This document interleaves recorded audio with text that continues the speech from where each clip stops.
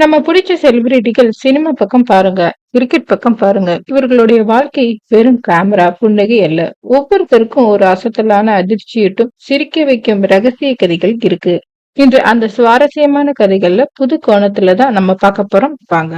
ரஜினிகாந்த் இன்று super star என்று உலகம் முழுக்க போற்றி கொண்டாடுகின்ற ரஜினி ஒரு காலத்துல பெங்களூர்ல பஸ் கண்டக்டரா வேலை பார்த்தாருன்னு சொன்னா நீங்க நம்புவீங்களா? அந்த பஸ்ல டிக்கெட் கொடுக்கும் போது கூட ஸ்டைலா சிகரெட்டை சுழற்றி காட்டுவாராம். அதுக்குத்தான் நண்பர்கள் நீங்க சினிமாவுக்கு போனா செம்ம ஹீரோ ஆகிடுவான்னு சொல்லுவாங்க.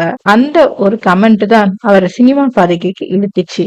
அமிதாப் பச்சன் பிக் பி என்று அழைக்கப்படும் அமிதாப் பச்சன் ஆரம்பத்தில் 12 முறை சினிமா வாய்ப்புகளுக்காக கேட்டு மறுக்கப்பட்டார்கள். உங்க குரல் ரேடியோக்கு கூட ஒத்து வராதுன்னு சொல்லி ஆல் இண்டியா ரேடியோ கூட அவரை தள்ளி போட்டதாம். ஆனா அதே குரல் தான் இன்று ஹிந்தி சினிமாவுக்கு அடையாளமா மாறிடுச்சு.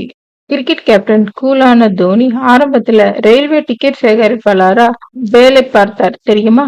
தினமும் ஆயிரக்கணக்கான பயணிகளோட பேசிக்கிட்டு இருந்தவர். ஆனா இரவு நேரத்தில் தூங்காம கிரிக்கெட் பந்து அடிக்கத்தான் பிராக்டிஸ் பண்ணுவாராம். அந்த உழைப்புக்கு தான் உலக கோப்பையிலே இந்தியாவை காப்பாற்றியச்சு. கமல்ஹாசனின் டான்ஸ் ரகசியம். கமல்ஹாசன் ஒவ்வொரு கதாபாத்திரக்கும் உயிர் ஊற்றுவார். ஆனா அவரோட ரகசியம் என்னன்னா அப்படியே உலக டான்ஸ் ஸ்டைல்களை கத்துக்கிட்டு இருப்பா. பரதநாட்டியம் முதல் மேடை மேடையா போய் மைக்கேல் ஜாக்சன் ஸ்டைல் வரைக்கும் ட்ரை பண்ணியிருக்கிறார். அதனால்தான் ஒவ்வொரு சினிமாவிலும் அவர் நடிப்பு மற்றவர்களுக்கு எட்டாத உயரத்தில் இருக்கு.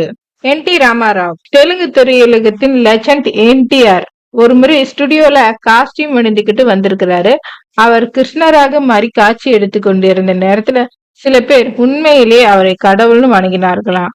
அந்த டிவோஷன் தான் அவரை பின்னாளில் சீஃப் மினிஸ்டர் ஆக்கியிருக்கு. ஹாலிவுட் சுவாரஸ்யம், அதாவது ஜாக்கி ஜானோட கஷ்டம். ஜாக்கி ஜான் நம்ம எல்லாருக்கும் ஆக்ஷன் கிங். ஆனா அவருடைய ரியல் ஸ்டோரி என்னன்னா அவர் படங்கள்ல வரும் ஸ்டண்ட் எல்லாம் பாடி டபுள் இல்லாம அவரே பண்ணுவார். அதனால் எத்தனையோ எலும்புகள் உடைஞ்சிருக்கிறது. ஆனா அவரோட தைரியம் உலகமே கைத்தட்ட வைக்குது.